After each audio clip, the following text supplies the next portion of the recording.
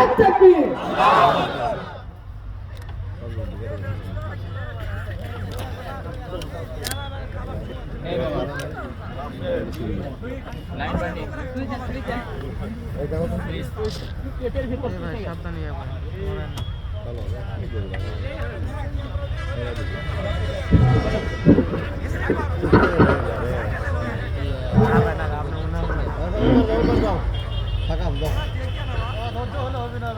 আসসালামু আলাইকুম ওয়া রাহমাতুল্লাহি ওয়া বারাকাতুহু।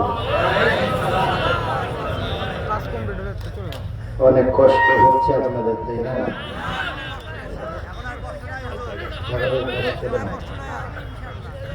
এখন স্বাধীন দেশ নাকি? স্বাধীন দেশের স্বাধীন মানুষ আমরা। আল্লাহ আমাদের কবুল করুন।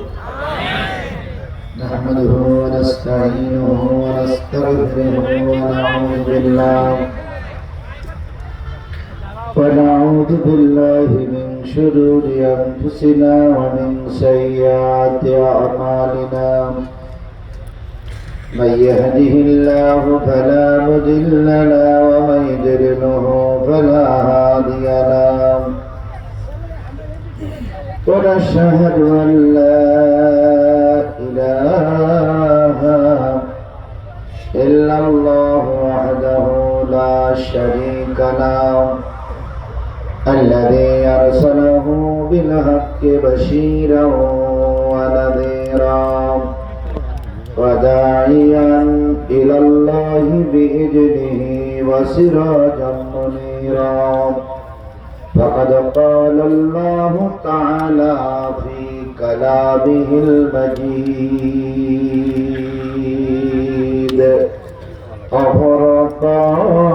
وفرقانه الحميد. أعوذ بالله من الشيطان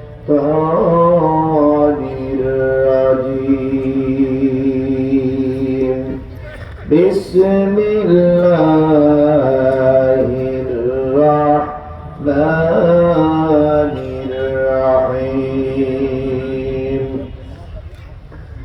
ومن يطع الله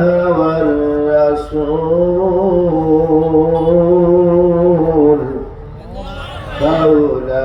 فأولئك مع الذين أنعم الله عليهم من النبيين والصديقين والشهداء والصالحين وحسن أولئك رفيقا.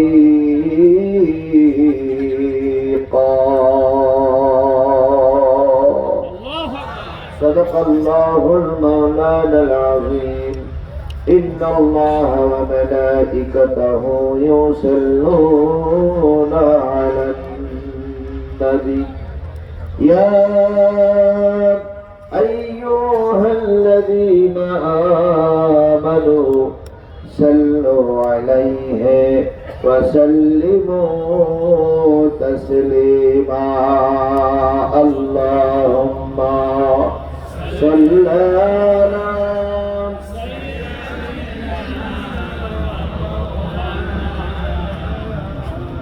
وعلى آل مولانا محمد سيدنا شريف. اللهم صل على مولانا محمد وعلى آل سيدنا حبيبنا রসুল মোদের প্রাণের ছবি, রসুল মোদের জানের জান। কাল হাসরে রসুল বিনা নাই রে কারো পরিত্রাণ। আল্লাহুম্মা জোরে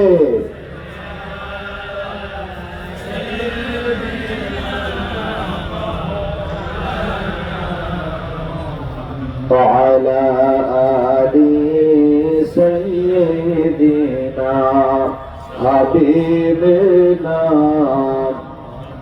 لا إله إلا الله جل لا إله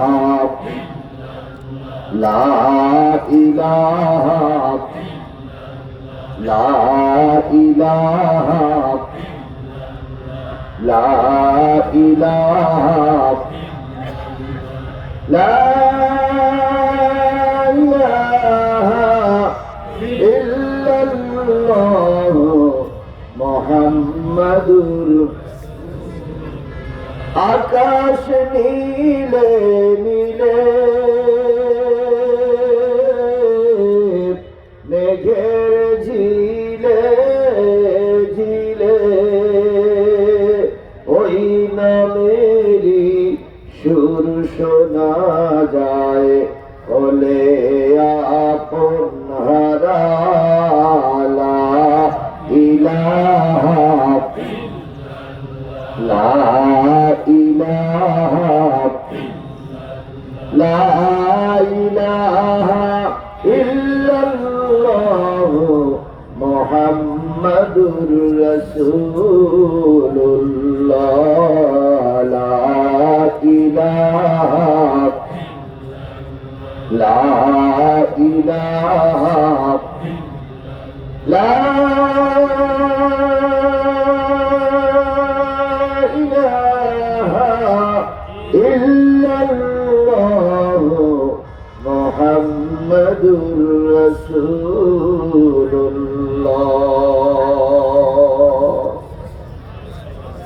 সকলে জবান খুলে একসাথে এক বাক্যে বলছি সাল্লাল্লাহু আলাইহি ওয়াসাল্লাম।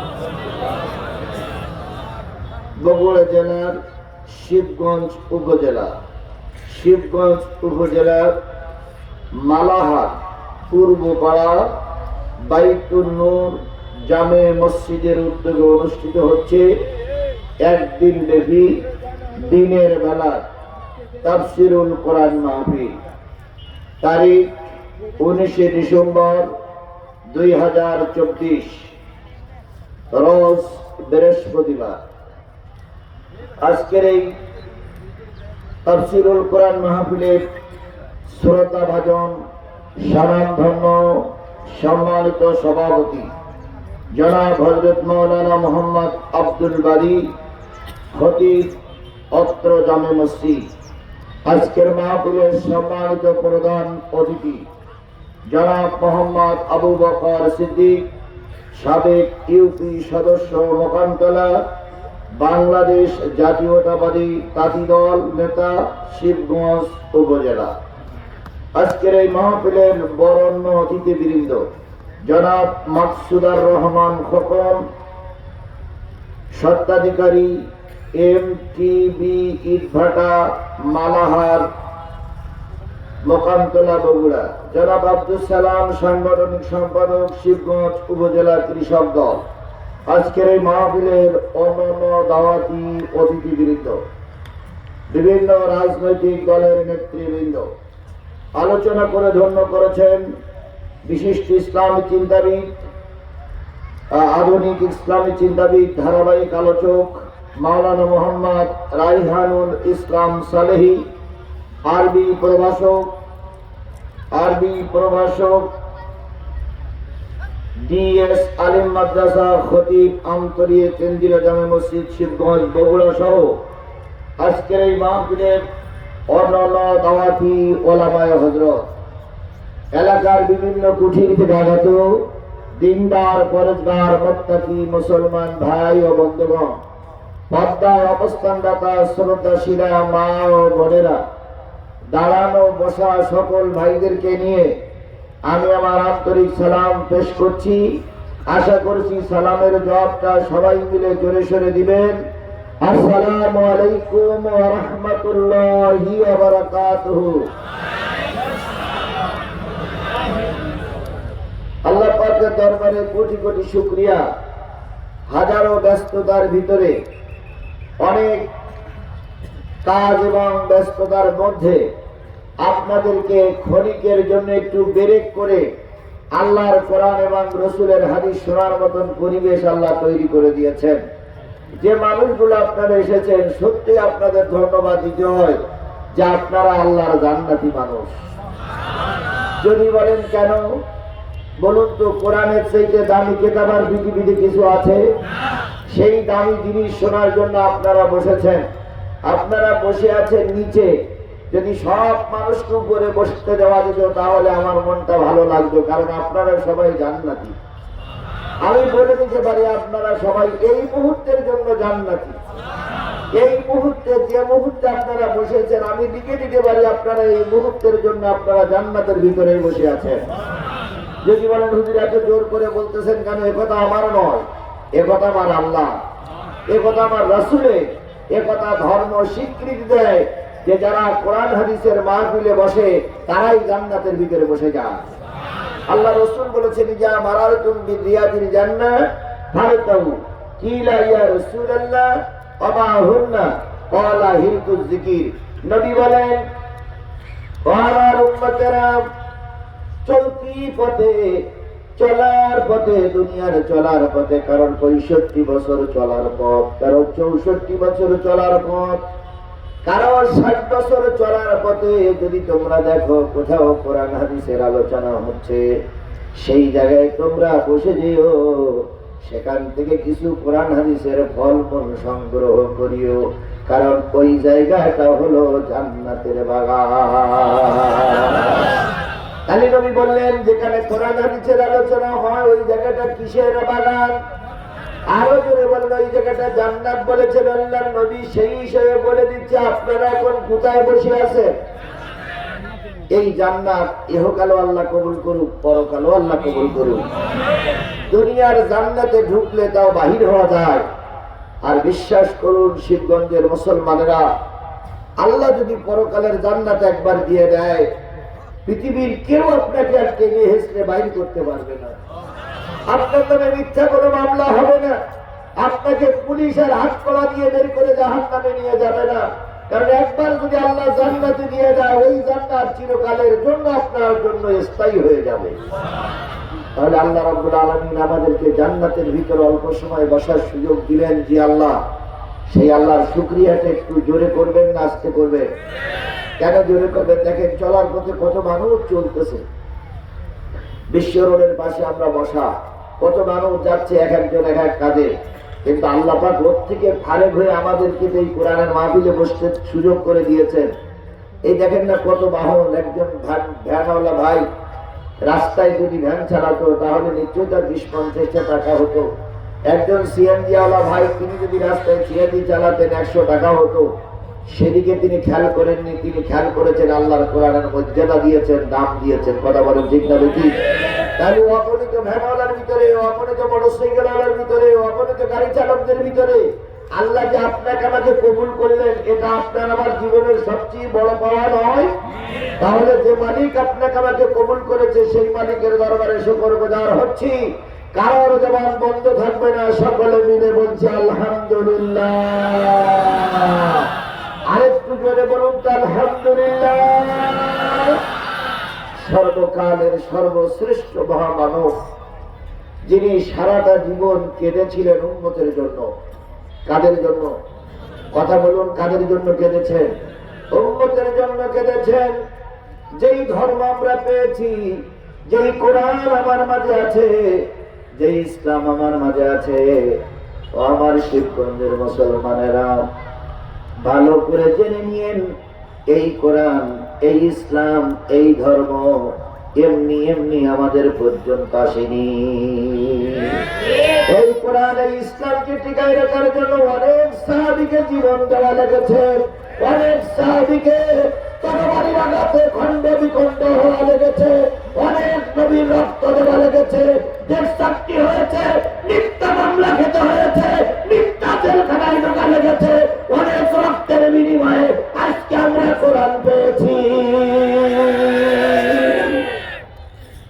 এখনো যারা সঠিক কোরআনের পথে আছে, এখনো যারা সঠিক কোরআনের কথা বলতেছে, হয় তাদের জেল হচ্ছে, নাই তাদের মামলা হচ্ছে, নাই তাদের ফাঁসি হচ্ছে, নাই তাদের কোপাই কোপাই মারা হচ্ছে।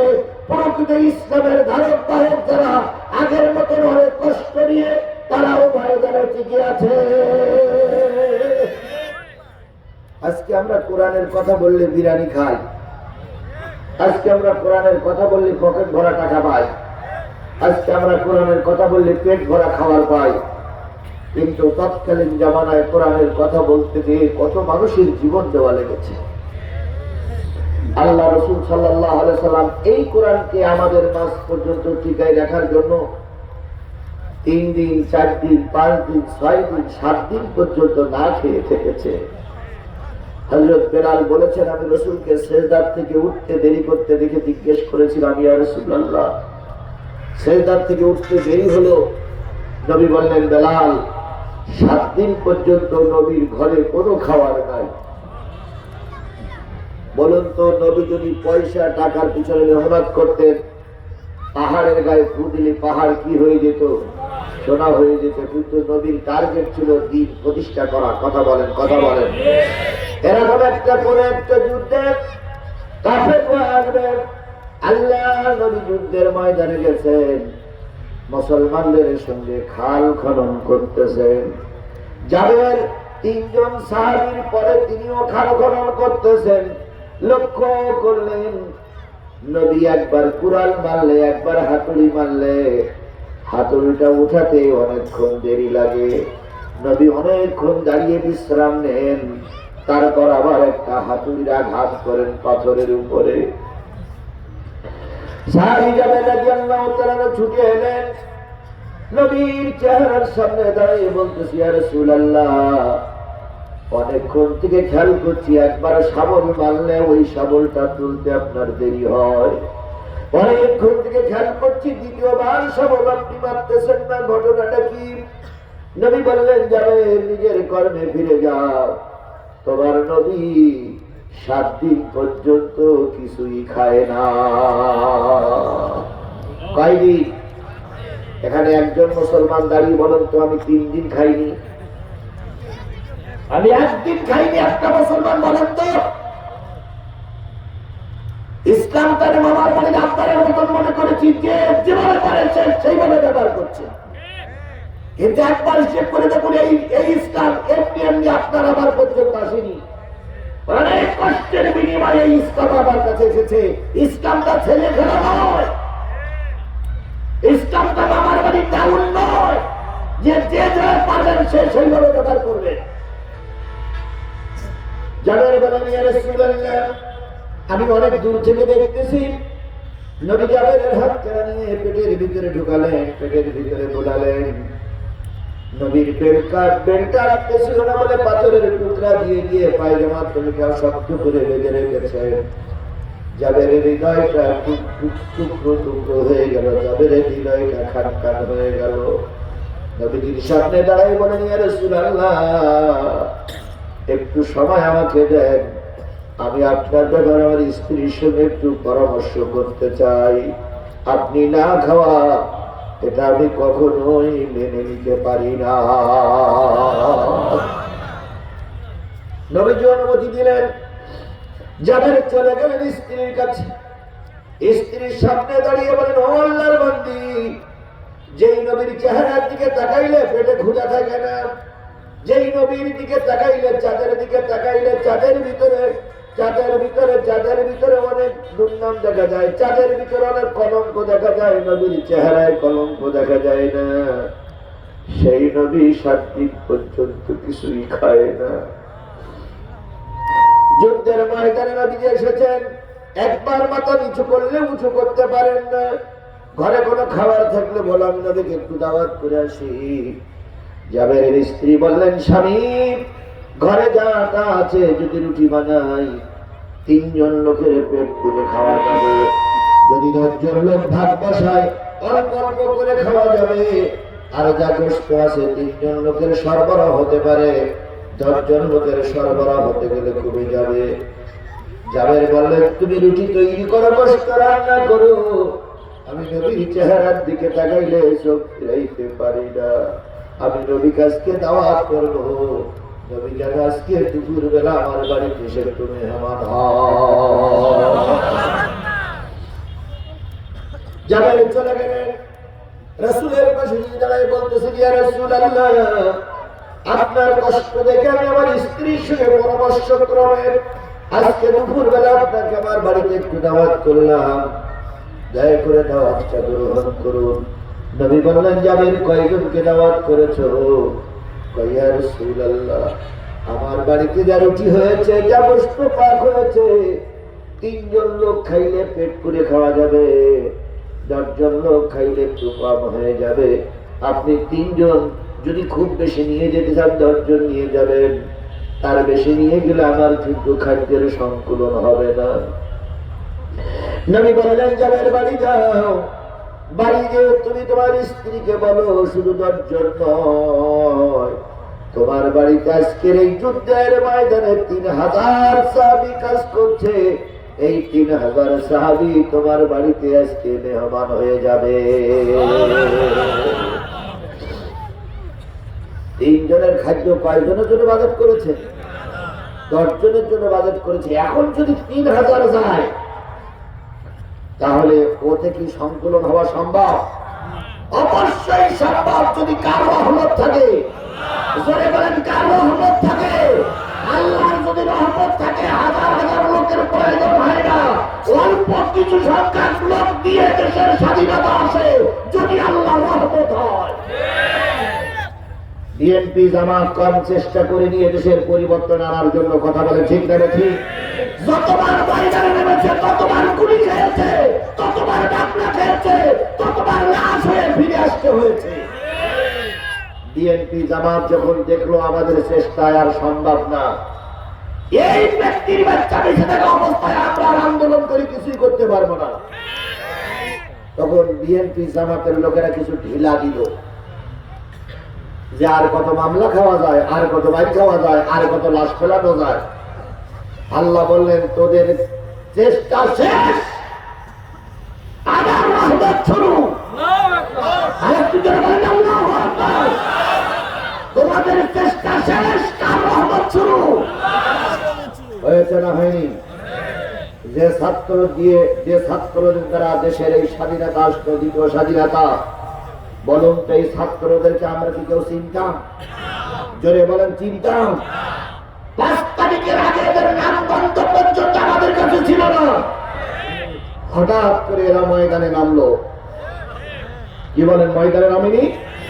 এরা যত গুলি খেয়েছে তত এদের আন্দোলনের বেগ বেড়েছে, যত লাশ পড়েছে, লাশ পিছনে ভ্যানে তুলে দিয়ে সামনে অগ্রসর হয়েছে। এরা বুঝেছে যদি বাংলাদেশের সব ছাত্র মারা যায়, তবুও শেখ হাসিনার গদির থেকে না নামা পর্যন্ত আমরা আমাদের মায়ের কোলে ফিরে যাব না, যাব না। কথা ঠিক না বেঠিক? এই জন্য ময়দানে নামলে রহমত করে কে? আল্লাহ নিজেই বলেছেন, তুমি জালেম সরকারের সামনে নেমেছো, তোমার ডাইনে বামে পিছনে কেউ নেই, কারণ দরকার নেই, আমি তোমার সাথে আছি। আর আল্লাহ যদি সাথে থাকে, দুনিয়ার কোন সাহায্য ছাড়াই বিজয় অর্জন করা যায়। আল্লাহ যদি সাথে না থাকে, গোটা বাংলাদেশের র্যাব, পুলিশ, বিজিবি, আর্মি দিয়েও ক্ষমতায় টিকে থাকা যায় না, কুকুরের মতন পালিয়ে যাওয়া লাগে। এত করে বলতে না, এত করে বাকবাকুম করতেন আর বলতেন আমরা পালানো জাত নই, আমরা পালাবো না। অথচ ওনারাই সবার আগে পালাই গেলেন। ছাত্ররা এক ধাক্কা দিলে এক ধাক্কা দিয়ে পালাই চলে গেছেন। কথা বলে ঠিক না বেশি? সুতরাং সকল ক্ষেত্রে রহমতের দরকার কার? কয়েকজনের খাবার? 10 জন খেতে পারবে, কিন্তু আল্লাহ নবী বললেন কয়েকজন যাব? আচ্ছা বলেন, আপনার বাড়ি যদি এইরকম লোক আসে, হুজুর দাওয়াত করেছে, জিজ্ঞেস করেছে হুজুর কয়জন আসবেন, তো হুজুর বলেছে আমার সঙ্গে 5 জন আছে। তা কর্তৃপক্ষ 5 জনের একটা খাওয়ার ব্যবস্থা করে মনে করি হুজুর সঙ্গে আর 2 একজন থাকতে পারে, তাহলে 10 জন হোক। আচ্ছা হুজুরের সঙ্গে যদি 200 লোক আসে, তাহলে বাড়িওয়ালা পালাতে বাধ্য হবে না যে হুজুর মসজিদে বসে থাক, আমি চলে গেলাম, আমি আর এখন দেখা করবো না, কারণ 200 লোকের খাওয়ার ব্যবস্থা কি দূর করবো? কি কথা বলেন না? আমার কথা বলেন। 5 জনের জায়গায় 10 জনেরই হয়, 200 লোক হলে তো হয় না। জাবের রাদিয়াল্লাহু তাআলা থমকে দাঁড়িয়ে গেলেন, ইয়া রাসূলুল্লাহ, 3 জনের খাবার 10 জন পর্যন্ত খাওয়া যায়, কিন্তু 3000। নবী বললেন, জাবের রে, আমি 7 দিন না খাওয়া, আবু বকর 5 দিন না খাওয়া, আমি 7 দিন না খাওয়া, ওমর 3 দিন না খাওয়া, আমি আলীর দিক তাকাই দেখতেছি, আমিও 5 দিন না খাওয়া। কাকে রেখে আমি দাওয়াত খেতে যাব? তুমি বাড়ি যাও, রুটির পাত্রটা ঢেকে রাখো, আর গোশের পাত্রটা চুলার পরে রাখবে। আমি নবী যতক্ষণ পর্যন্ত না যাব ততক্ষণ গোশের পাত্র না হবে না, আর রুটির পাত্রটা ঢেকে রাখবে। আল্লাহর পরে তাওয়াক্কুল করো, আল্লাহ যদি বরকত দেয়, 3 জনের খাবার আল্লাহ পাক 3000 লোকের মাঝে বন্টন করে দেবে। এর নাম নবী। আল্লাহ নবী আসলেন, 2 খানা করে রুটি 2 টুকরা করে গোশত বিতরণ করতে শুরু করলেন। 3000 লোকের মাঝে বন্টন হয়ে গেল। এখনো দেখা যাচ্ছে রুটির পাত্রে রুটি আছে, গোশের পাত্র গোশ আছে। নবীজি বললেন, আবার খাওয়া শুরু করো। সবাই খাইলেন। খাওয়ার পর নবীজি বললেন, ও জাবের, টেনশন করো না, আল্লাহ যদি বরকত দেয়, অল্প জিনিস অনেক মানুষের ভিতরে বিতরণ হয়ে যায়। সেই নবীর হাতের ছোঁয়ায় 3 জন লোকের খাদ্য কয় হাজার লোক খেয়েছিলেন। সেই নবী আপনার আমার নবী, কথা বলেন ঠিক না ঠিক? সেই নবীর নাম শোনার পরে দুরূদ শরীফ পড়া দরকার আছে না নাই? সবাই মিলে বলছি সাল্লাল্লাহু আলাইহি ওয়াসাল্লাম। বন্ধুগণ, কর্তৃপক্ষ একদল যুবক, একদল রাস্তায় চলা, একদল কর্মজীবী, একদল ছাত্র যুবকরা কোরআনের মাহফিল দিয়েছে। কোরআনের মাহফিলে তারা আমার মতন একজন নগণ্য গুনাহগারকে ডেকে নিয়ে আসছেন কিছু কোরআনের কথা শোনানোর জন্য। আমি আপনাদের সামনে সূরা নিসার 69 নম্বর আয়াতটা তেলাওয়াত করেছি। এই তেলাওয়াতকৃত আয়াতের উপর ভিত্তি করে মাগরিবের একটু আগে আপনাদের ছেড়ে দেব, যেহেতু অনেক দূরের মানুষ আছেন, মা বোনেরা আছেন, মাগরিবের একটু আগেই আমি ছেড়ে দেব। এতটুক সময় কি কোরআনের খাতিরে বসা যাবে? কারা কারা বসতে রাজি আছেন? একটু তুই হাত উঁচু করে দেখান তো। লিল্লাহে তাকবীর, নারায়ে তাকবীর। হাত নামা। এই সমস্ত জায়গায়, রাস্তার পাশে এই সমস্ত জায়গায় সাধারণত কনসার্ট হয়, মেয়েদের নিয়ে নাচ গান হয়। আমরা রাস্তায় যাই, অনেক সময় রাত 12-1টার সময় ফাঁকা ময়দানে লাইট জ্বালিয়ে ছেলে মেয়েরা গান করে। এই গান না দিয়ে ছেলেরা দিয়েছে কিসের মাহফিল? এই মুসলমান বলুন তো, কিসের মাহফিল দিয়েছে? ছেলেরা সব যুবক ওনাদের সঙ্গে মসজিদের খতিব সাহেব আছেন, ইমাম সাহেব আছেন, এরা একটু সহযোগিতা করেছেন, গ্রামবাসী সহযোগিতা করেছেন। এই ছেলেরা যদি এই বছর মাহফিল দিয়ে যা খরচ খরচা করেছে, এই খরচ খরচার টাকা যদি না ওঠে, ব্যাগে যায়, তাহলে এই ছেলেদের ভিতরে কিছু সংখ্যক ছেলে বলবে যে গত বছর মাহফিল দিয়ে আমাদের টাকা উঠেনি, এবার গান দিয়ে দেখা যাক কি হয়। তো ওই ছেলেরা যদি মাহফিল থেকে দূরে সরে গিয়ে গান দেয়, তাহলে তার জন্য কি আমরা দায়ী নই? জোরে বলেন, তার জন্য কি আমরা দায়ী নই? কিন্তু এই ছেলেদের ধরে রাখার জন্য আমরা যদি তাদের পিছনে একটু হেল্প বা সাহায্য করতাম, ওই ছেলেগুলো যাত্রাগানে যেত না, ওই ছেলেগুলো সিনেমায় যেত না। শুধু আমাদের দুর্বলতার কারণে ওই ছেলেগুলো বিপদগামী হবে। কিয়ামতের দিন আল্লাহর কাছে আপনার আমার মতো মুরব্বীদের কই ফাতোয়া আছে। তাই আমি আপনাদের সামনে সামান্য একটু সময়, আমি মূল আলোচনায় যাব, সময় কম, সামান্য একটু সময় আমি আপনাদের কাছে দাবি করবো। চলতি পথে সবাই বসেছেন, কেউ শূন্য পকেটে বসেন নেই। 20 টাকা, 50 টাকা, 100 টাকা, 200 টাকা আপনার পকেটে আছে। কুড়ির একটা অংশ যদি এই ছেলেদের হাতে আমরা তুলে দিতে পারি, তাহলে ছেলেরা গান বাজনা বাদ দিয়ে আগামী বছর আবার কি দেবে? কোরআনের মাহফিল দেবে। এখন কোরআনের মাহফিলটা চালু থাক, এটা ছেলেরা কোরআনের মাহফিলটা চালু থাক, এটাকে আপনারা সবাই চান? কারা কারা চান একটু হাত তোলেন যে হুজুর আগামী বছর এখানে কোরআনের মাহফিল হোক। মাশাআল্লাহ, আল্লাহ আপনাদের ঘরে বরকত দিক, আল্লাহ আপনাদের ঘরে রহমত করুক। ও ভাই, আজকে হয়তো আপনার কাছে টাকা আছে, মনে করতেছেন আমি দিয়ে বাড়ি যাবো কি করে? ভাই, বাড়ি পর্যন্ত আল্লাহ নাও নিয়ে যেতে পারে।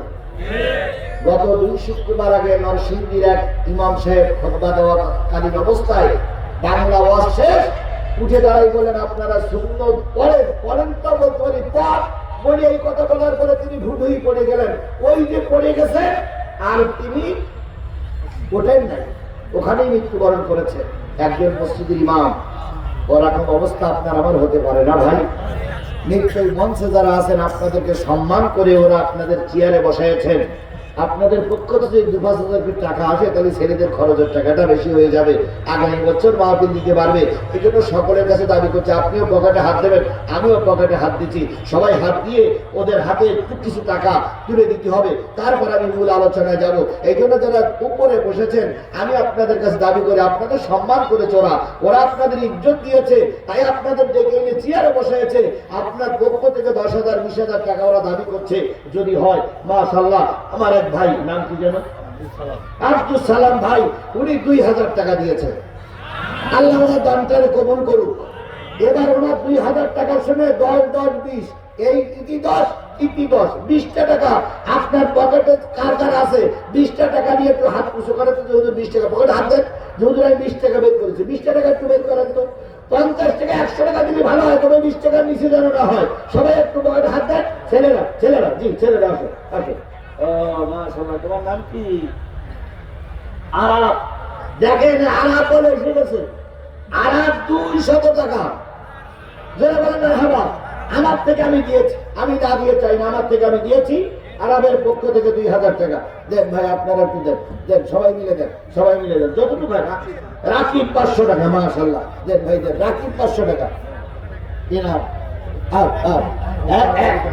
আবু তাহের 1,000 টাকা ধরে বলেন মারহাবা, লিল্লাহি তাকবীর।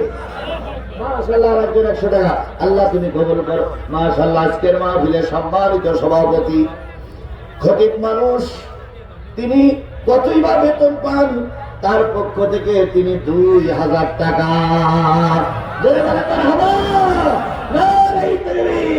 আরে বাবা, 3 কুড়িয়ে তাল হয়, 10 মিলে করি কাজ, হারি দিতে নাহি না। যে সমস্ত মা বোনের আছেন তারাও কিছু কিছু দিবেন, আল্লাহ কবুল করুক। 10 টাকা, 20 টাকা, 50, 100, 200, 500, 1,000, 2,000, 5,000, 10,000, 2,000 টাকা সর্বোচ্চ পেয়েছি। যদি আর কেউ 5,000 টাকা দেন, তাহলে তার জন্য দোয়া করবো, 1 টাকার জন্য দোয়া করবো, সকলের জন্য দোয়া করবো। ভাই, টাকাটা তোলা হয়ে গেলে, যুবকেরা টাকাটা তোলা হয়ে গেলে তোমরা মঞ্চের দিকে জমা দাও, আমি আবার আলোচনা শুরু করি। আর যদি কেউ টাকা দিতে চান যে হুজুর আমি 5,000 টাকা দেবো, দয়া করে কোরআনের মাহফিলের জন্য 5,000 টাকা দিবেন, আমি আপনাদের জন্য অন্তর খুলে দোয়া করবো। যেহেতু আমি মুসাফির মানুষ, অনেক দূর থেকে এসেছি, আল্লাহ আমাদের সবাইকে কবুল করুক, আল্লাহ আমাদের সবাই করে রহমত নাজিল করুক, সবাইকে দেওয়ার তৌফিক দান করুক। এবার একটা তাকবীর দিয়ে আমরা মূল আলোচনায় যাই। লিল্লাহি তাকবীর, লিল্লাহি তাকবীর। আল কোরআনের আলো, তোমার বেতন আমার বেতন, দুনিয়ার মুসলিম। মমতাজ বেগম 500 না, মমতাজ বেগম দেখেন, মায়ের কাছ থেকে মমতাজ বেগম মা বাবার জন্য দোয়া চেয়ে 500 টাকা দিয়েছেন, আল্লাহ কবুল করুক। বন্ধুগণ, কোন সূরা? সূরা নিসার কত নম্বর আয়াত? 69 নম্বর আয়াত, 6-10 নয় 69। আল্লাহ বলতেছেন,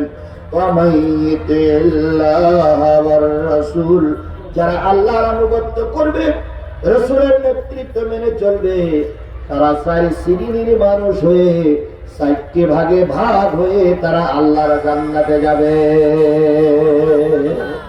দেখো তো মুরব্বী সাহেব 1000 টাকা মহিলা মহিলা মেম্বারের স্বামী ওয়ালাইকুম আসসালাম, মহিলা মেম্বারের স্বামী মহিলা মেম্বারের পক্ষ থেকে 1000 টাকা, 4000 টাকা। দেখেন 5000 টাকা চাইছিলাম, প্রায় হয়ে গেছে 4000 টাকা। তাও আবার অজ্ঞাত বেওয়ারিশ, নাম বলা যাবে না।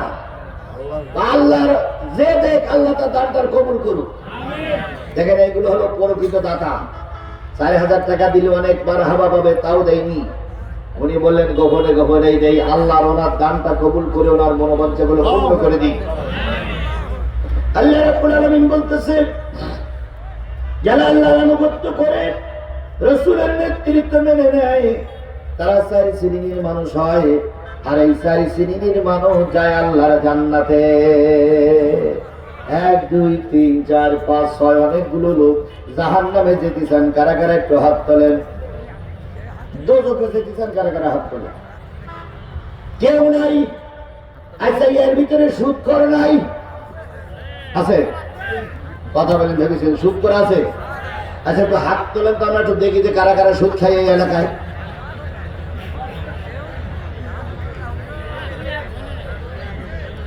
সমস্যা কি?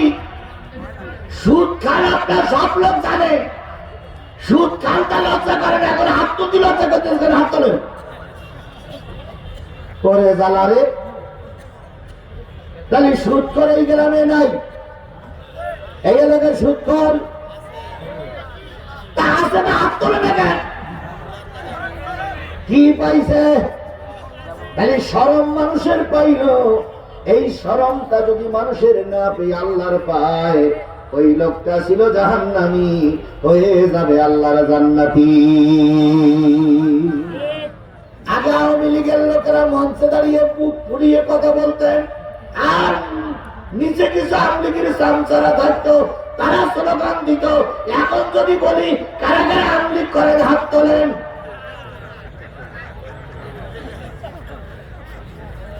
সবাই হাত তুলবে? আচ্ছা, আওয়ামী লীগ যারা করতো আমরা তাদের চিনি না? জোরে বলেন চিনি না? ওই জাতীয় লোক এই মাহফিলে নাই, স্টেজে দিয়ে খুঁজনি পাওয়া যাবে না। তাহলে আমরা ভালোই জানি এরা সরকারের দলের লোক, তারপরে এরা হাত তোলে না। আমরা জানি, ভালোই জানি এরা সুদ করো, তারপরে ওরা কি করলো না, হাত তুললো না। সুতরাং সুদখোর আর সাবেক আমলাদের, সাবেক আওয়ামী লীগের নেতা কর্মীদের কাছে আমাদের অনুরোধ, যা হয়ে গেছে গেছে, আজকের থেকে তওবা করে আল্লাহর পথে ফিরে এসো। নতুবা একদিন তোমার কবরে যাওয়া লাগবে, হিসাব তোমাকে আল্লাহর কাছে দেওয়া লাগবে। পিতা মাতার সঙ্গে নাফরমানি করে পিতা মাতারে মেরে বাড়ির থেকে বের করে দিয়েছে, এরকম লোক আছে না নাই? তারাও হাত তোলেন। ও আল্লাহ, তারাও হাত তোলে না। তাহলে বোঝা গেল এই এলাকায় সব নবীর অনুসারীরাই বসবাস করে। এখানে আমার মতন বক্তার ওয়াজের দরকার নেই, এরা তো সব জান্নাতি। এখন এই জান্নাতি লোকদের জন্য আমার শেষ দোয়া রইল, যতদিন বেঁচে আছি ইসলামের দুশমনদের সাথে থাকবো, যতদিন বেঁচে আছি সুদের কারবারের সঙ্গে জড়িত হব, যতদিন বেঁচে আছি আল্লাহ রাসূলের নাফরমানির আওতায় পড়ে এরকম কোন কার্যকলাপ আমি করব। আল্লাহ বলতেছে 4 শ্রেণীর মানুষের সঙ্গে তোমার জান্নাত হবে। তার ভিতরে প্রথম যারা জান্নাতে যাবে তারা হলো মিনাল নবিয়্যিন, তারা হলো নবী। নবীরা যাবে কোথায়? এই মুসলমান কথা বলেন, নবীরা যাবে কোথায়? এর ভিতরে কোনো সন্দেহ আছে? আরো জোরে বলেন, কোন সন্দেহ আছে? কোন সন্দেহ নাই, সব নবীরা যাবে কোথায়? জান্নাতে। এবার নবীদের সঙ্গে কি আপনারা জান্নাতে যেতে চান? নবীদের সঙ্গে কি আপনারা জান্নাতে যেতে চান? সব নবীদের 2টা গুণ ছিল। সব নবী আদম আলাইহিস সালাম থেকে মুহাম্মদ রাসূলুল্লাহ সাল্লাল্লাহু আলাইহি সাল্লাম পর্যন্ত 1,00,000 মতান্তরে 2,24,000 পয়গম্বর, সকল নবীদের 2টা গুণ ছিল। 1 নম্বর গুণ হচ্ছে কোন নবী বেনামাজি ছিল না। বড় নবী কি ছিল না? তাহলে আপনারা নিয়ত করেছেন নবীদের সঙ্গে জান্নাতে যাবেন। যদি নবীদের সঙ্গে জান্নাতে যেতে চান, আজকে রিকশাওয়ালা, ভ্যানওয়ালা, মোটরসাইকেলওয়ালা, গাড়িওয়ালা যত লোক মাহফিলের রাস্তাতে দাঁড়িয়ে আছেন, সকলের পায়ে ধরে অনুরোধ করছি, যতদিন বেঁচে আছি ইচ্ছা করে এক ওয়াক্ত নামাজ কাজা করবে না। তাহলে যদি এক ওয়াক্ত নামাজ আমরা কাজা না করি, আল্লাহ আমাদের কিসের সঙ্গে জান্নাতে দেবে? নবীর সঙ্গে জান্নাতে দেবে। 2 নম্বর যে কাজটার প্রয়োজন, সেটা হচ্ছে কোন নবী দাড়িতে খুল লাগান নাই। সকল নবী ছিল দাড়িওয়ালা, সকল নবী ছিল কি? দাড়িওয়ালা। আমাদের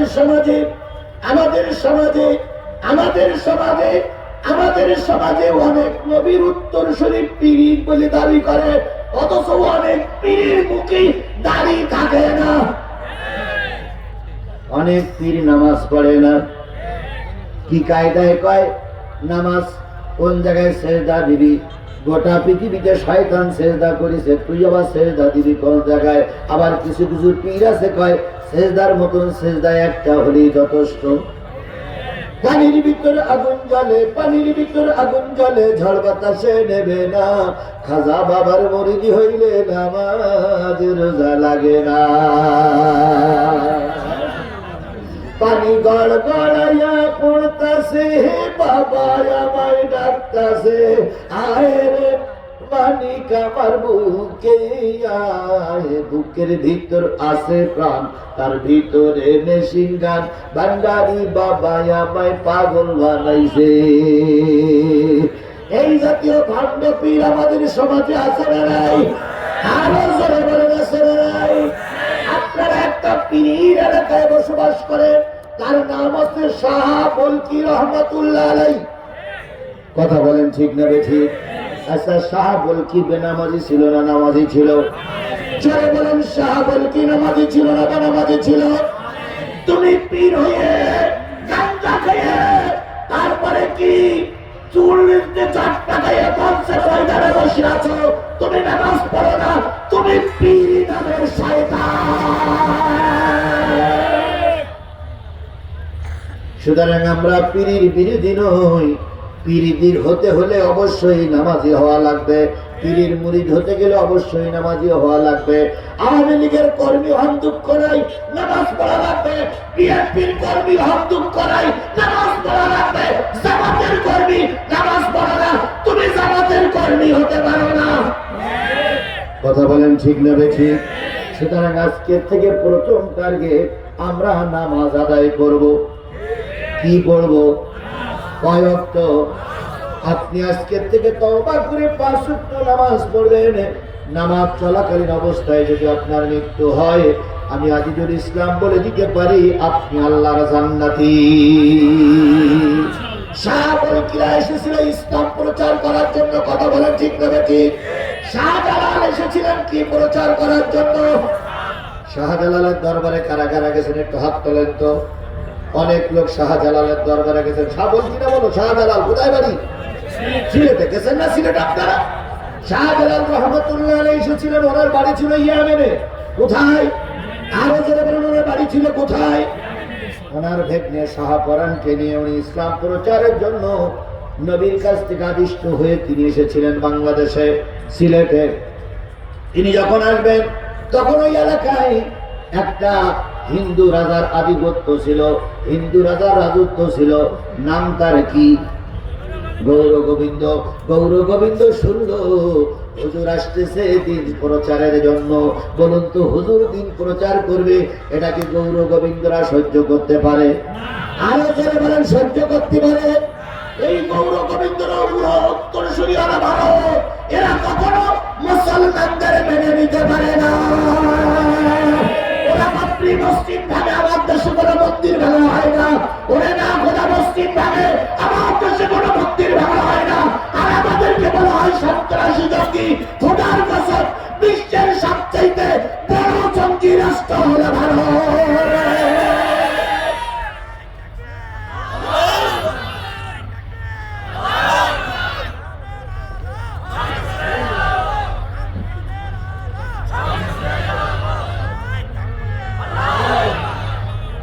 তুমি আমাদের সবক দাও। কি কায়দায় করে চট্টগ্রাম দখল করবো, ঠ্যাঙের কিনে সারাই ভাঙবো এই শিবে। শেখ হাসিনা থাকলে বললে আমাদের কিছুটা বিশ্বাস হতো। এখন শেখ হাসিনা পালাইছে, তার কর্মীরা পালাইছে, কথা বলে ঠিক না বেটি?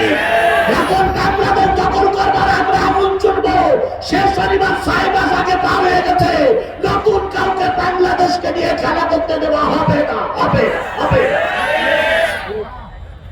যদি বলেন হুজুর আপনারা কি পারবেন, অবশ্যই পারবো, কারণ আমাদের সঙ্গে কে আছে? যদি বলেন আমাদের সঙ্গে কে আছে? এই যে একজন ভ্যানওয়ালা ওয়াজ শুনতেছে, এই ভ্যানওয়ালা ওয়াজ শুনে মাগরিবের নামাজ পড়ে রাস্তা দিয়ে যদি হাঁটে, রাস্তা দিয়ে যদি চলে, গাড়িতে অ্যাক্সিডেন্ট করে যদি মারা যায়, আল্লাহ ওদের হায়াত দারাজ করুক, গাড়িতে অ্যাক্সিডেন্ট করে যদি মারা যায়, আমার ওই ভ্যানওয়ালা যাবে কোথায়? আমার দেশের একজন সোলজার সীমানা পাড়ি দিচ্ছে, সীমানা রক্ষা করার জন্য পাহারা দিচ্ছে। যদিও ভারতের সোলজারের গুলিতে মারা যায়, আমার দেশের সেনা যাবে আল্লাহর জান্নাতে। আর যদি ভারতের কোন সেনা মারা যায়, ওরা যাবে জাহান্নামে, কারণ ওরা বেঈমানের বাচ্চা বেঈমান, ওরা বেঈমানের বাচ্চা বেঈমান, ওরা বেঈমানের বাচ্চা বেঈমান। ওরা সারা জীবন আমার দেশটাতে থেকে চুষে চুষে খেয়েছে, কথা বলেন ঠিক না ঠিক? ওরা সবকিছু শুধু আমাদের থেকে নিয়ে গেছে, কিছুই আমাদের দিয়ে যায়নি। ওরা শুধু নিতেই জানে, দিতেই জানে না। যে বন্ধু শুধু নেয় দেয় না, সে বন্ধু হতে পারে না, সে বন্ধু নামের কলঙ্ক। এরা বাংলাদেশের বন্ধু না, এরা ছিল শেখ হাসিনার বন্ধু। কি ভারত কি বাংলাদেশের বন্ধু? না, ভারত ছিল শেখ হাসিনার বন্ধু। শেখ হাসিনা ক্ষমতাতে চলে গেছে, বিশ্বের কোন দেশ তারে চাল দেয় নাই, ওনারা চাল দিয়েছে। তাই অনেকেই বলতেছে ভাবি গেছে ভাই কাছে, অনেকেই বলতেছে ম্যাডাম গেছে দুলাভাইয়ের বাড়ি। কথা বলেন, কথা বলেন, কথা বলেন, কথা ঠিক না ঠিক? সুতরাং আমাদের ভয় দেখে, আমার পাশে আছে পাকিস্তান, আর এক পাশে আছে আফগানিস্তান, আর এক পাশে আমরা বাংলাদেশ। তোমার দেশের ভিতরে আছে কাশ্মীর। সব জায়গার মুসলমানরা যদি একসঙ্গে তাকবীর দেয়, ভারত তুমি ওই ধুতির কাপড় কিনে দেওয়ার সময় পাবা না, তার থেকে বঙ্গোপ সাগরে তুমি পারে চলে যাবে।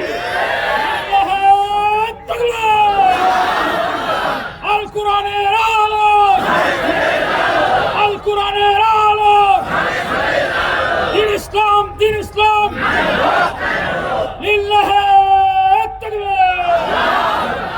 বন্ধুগণ, সব কথা হয়তো বলা শেষ হবে না।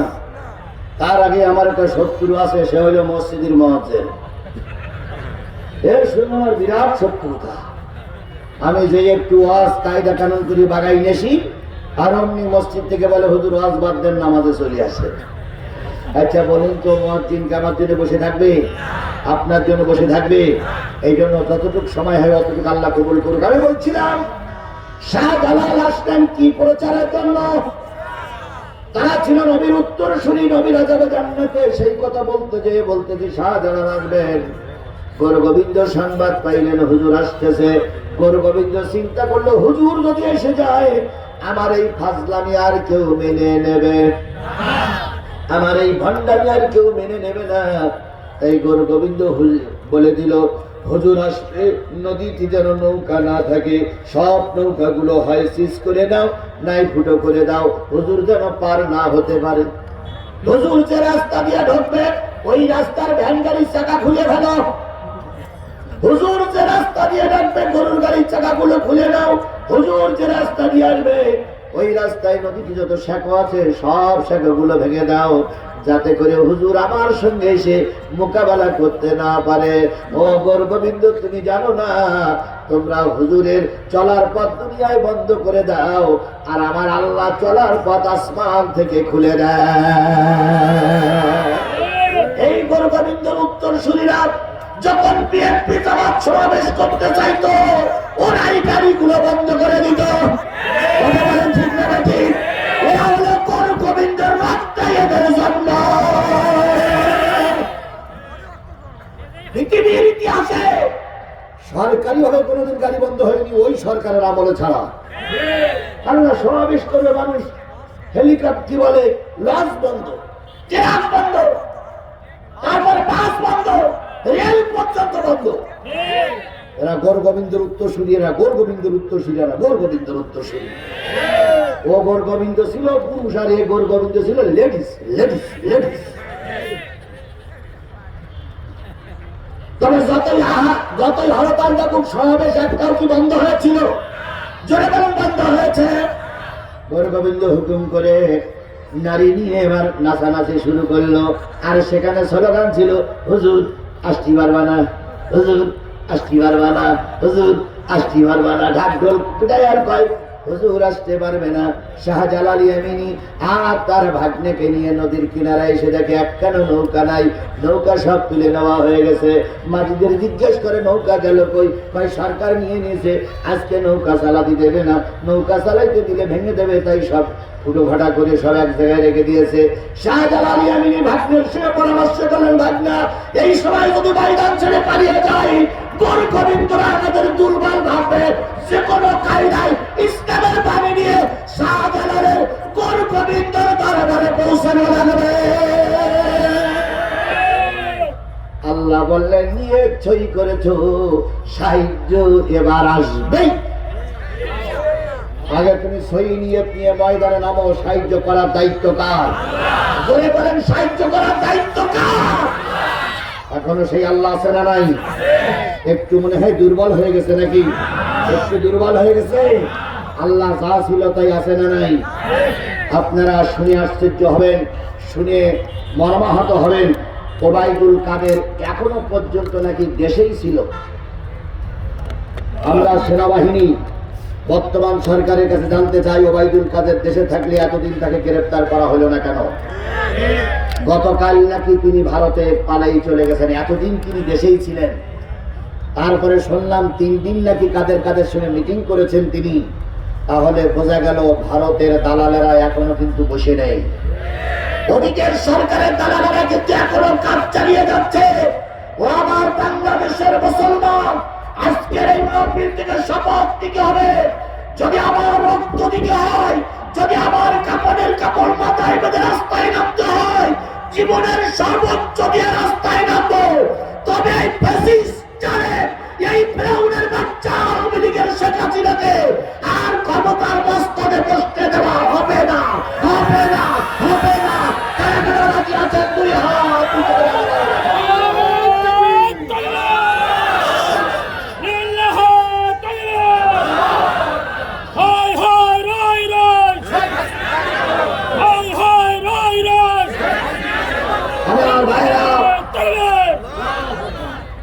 গৌর গোবিন্দর দরবারে নাচানাচি শুরু হয়েছে। হুজুর আসছে,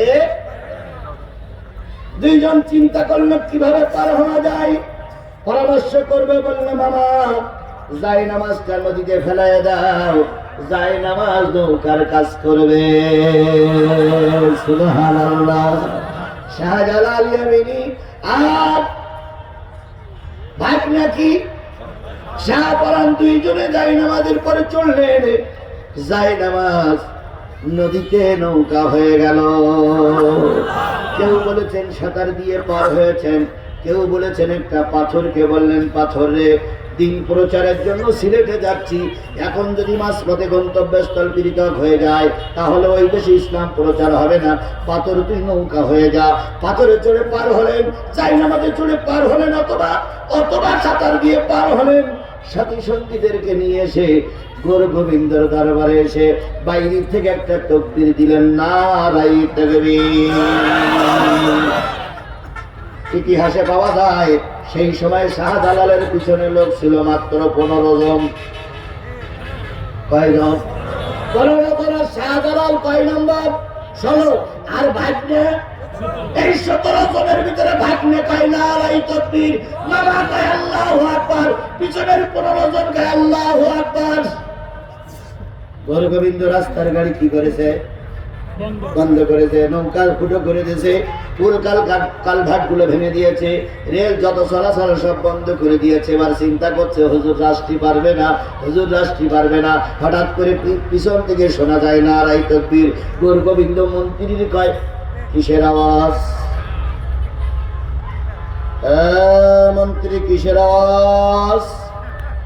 কয় হুজুর নারায়ে তাকবীরের আওয়াজ। কে দেখছে? কয় শাহজালাল। শাহজালাল আসলো কি করে? নদী কি নৌকা নয়, ব্যানের চাকা খোলা, গরুর গাড়ি ভাঙা, শাকও ভেঙে দেওয়া। মন্ত্রী বলতেছে জাহাবানা, শাহজালালের আল্লাহ মনে হয় শাহজালালকে নিয়ে আসছে। সেই শাহজালালের আল্লাহ আর আজিজুল ইসলামের আল্লাহ আর আপনাদের আল্লাহ এক আল্লাহ না পৃথক আছে? জোরে বলেন এক আল্লাহ না পৃথক আছে? আমি কিসের ভয় পাও তুমি ময়দানে নেবো? শাহজালালকে যে আল্লাহ সাহায্য করেছিল তোমাকে সেই আল্লাহ সাহায্য করবে, সেই আল্লাহ সাহায্য। আধারে ভয় পেও না, আধারে ভয় পেও না, আলো আছে আড়ালে, জালিমেরা পালিয়ে যাবে তুমি উঠে দাঁড়ালে। আধারে ভয় পেও না, আধারে ভয় পেও না, আলো আছে আড়ালে, জালিমেরা পালিয়ে যাবে তুমি রাস্তায় দাঁড়ালে। শাহজালাল তকবীর দিলেন, গোর গোবিন্দর সমস্ত মন থরথর করে কেঁপে উঠল।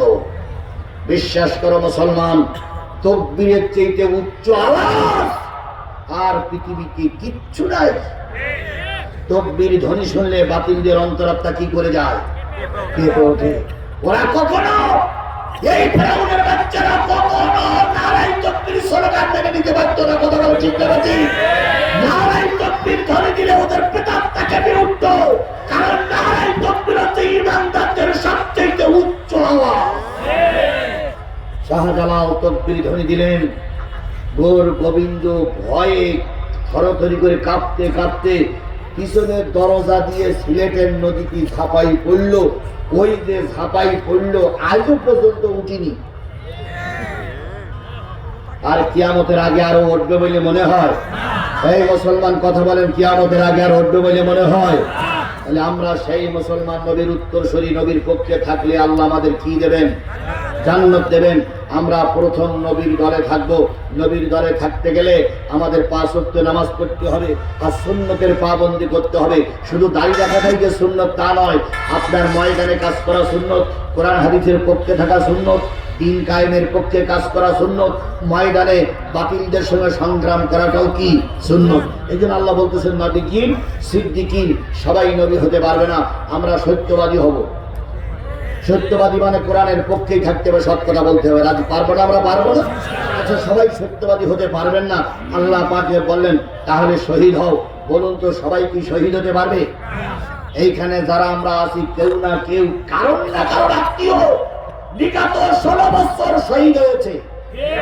বগুড়ার এমন কোন ইউনিয়ন নেই, এমন কোন থানা নেই জামাত বিএনপির লাশ সেখানে শুয়ে নেই। কথা বলেন ঠিক না বেটি? আজকে 6 মাসে সত্য ভুলে গেলে চলবে না ভাই। কেবল 6 মাস হয়েছে ভুলে গেলে চলবে না। ওরা আমার সন্তানকে বুকের কলম থেকে তুলে নিয়ে 3 রাস্তার মুখে গুলি করে মেরেছিল, আর আমার সন্তানের নাম অপবাদ দিয়েছিল। সেরা কি বন্দুক যুদ্ধে মারা গেছে? কথা বলেন, কথা বলেন। সুতরাং শহীদ না হতে বলে শহীদের আত্মীয় হও। শহীদের আত্মীয় হয়ে চলার জন্য চেষ্টা করতে হবে। শেষ পর্যন্ত যদি শহীদ না হতে পারেন, সিদ্দিক না হতে পারেন, নবী না হতে পারেন, সালেহীনদের অন্তর্ভুক্ত হও। রুকুকারীদের সঙ্গে থাকো, সালেহীনদের সঙ্গে থাকো, আল্লাহ জান্নাতের মেহমান বানিয়ে দেবেন। আমরা সবাই সালেহীনদের সঙ্গে থাকার জন্য চেষ্টা করি। আমা তৌফিকি ইল্লা বিল্লাহ। যেহেতু অনেক দূর থেকে মহিলারা আসছে, পুরুষরা আসছে, বাড়ি গিয়ে তারা মাগরিবের নামাজ পড়বে। আমি যদি আযান পর্যন্ত দেরি করি ওদের নামাজের ক্ষতি হবে, আর নামাজের ক্ষতি হলে আল্লাহর কাছে আমি দায়ী হব। আগামীতে আবারও কথা হবে ইনশাআল্লাহ। আখির দাওয়ানা আলহামদুলিল্লাহি রাব্বিল আলামিন। আর কারোর কোনো কথা বাকি আছে? আল্লাহুম্মা আমিন। রব্বানা যালামনা আনফুসানা ওয়া ইন লাম তাগফির লানা ওয়া তারহামনা লানাকুনান্না মিনাল খাসিরিন। রব্বানা ইন্নানা আমান্না ফাগফির লানা যুনুবানা وقنا عذاب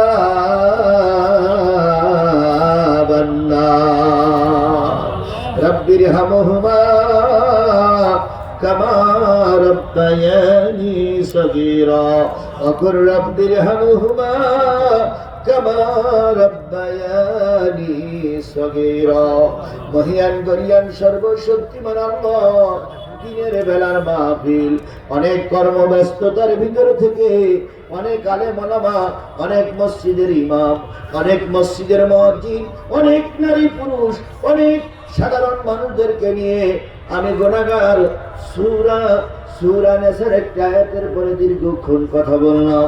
কথা শেষে হাত তুলেছি, আল্লাহ এই কোরআনের মাহফিল আমাদের সকলের নাজাতের জরিয়া বানায়া দাও।